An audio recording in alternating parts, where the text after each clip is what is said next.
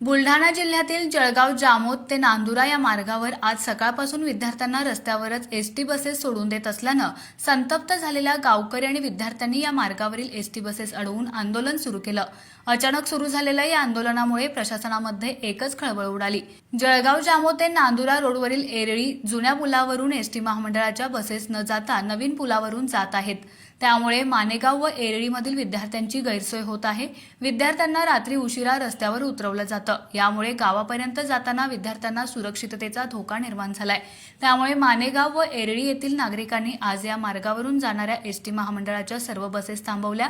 घटनेची माहिती पोलीस प्रशासन व आगार व्यवस्थापनाला मिळताच त्यांनी घटनास्थळ गाठून गावकरी व विद्यार्थ्यांची समजूत घालण्याचा प्रयत्न केला।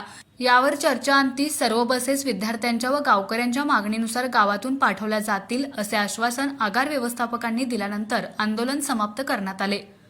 जळगाव जामोद ते नांदुरा या एरळीचा पूल लागतो। तर एरळीच्या पुलावर हा जुना पूल आहे आणि यावर मध्यंतरी पाऊस पडल्यानंतर गाळ साचला होता। त्या गाळामुळे महामंडळाच्या प्रत्येक बस जाऊ शकत नव्हती, म्हणून आपण पर्यायी मार्ग जो वरतून जो नवीन पूल बनलेला आहे तिथनं मार्ग वळवला होता।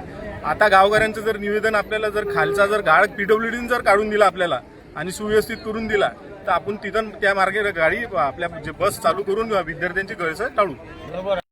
आज एरळी या ठिकाणी ज्या बसेस वरतून जातात एरळी नवीन पुलावरून जे विद्यार्थ्यांची गैरसोय होते। विद्यार्थी रात्री 8 वाजता इथून 1.5 किलोमीटर फाटा आहे, इथून विद्यार्थ्यांना पूर्ण जंगलातून जावं लागते। मुली जातात।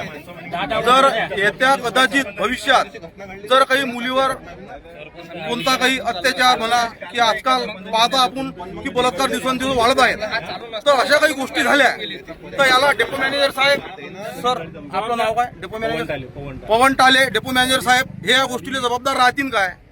पण जे यांच्या कर्मचाऱ्यांची वर्तणूक आहे, प्रवाशांची, लहान लहान मुलांची, बसांत बसा, इथं थांबू नका, इथं थांबत नाही, घरी जा, विद्यार्थी शाळेत जात नाही टाईमवर, इथून जे 1.5 किलोमीटर चालत जावं लागतं जंगलानं, तर येता कदाचित कोण्या मुलीला काही झालं अनर्थ तर याला जबाबदार कोण राहील?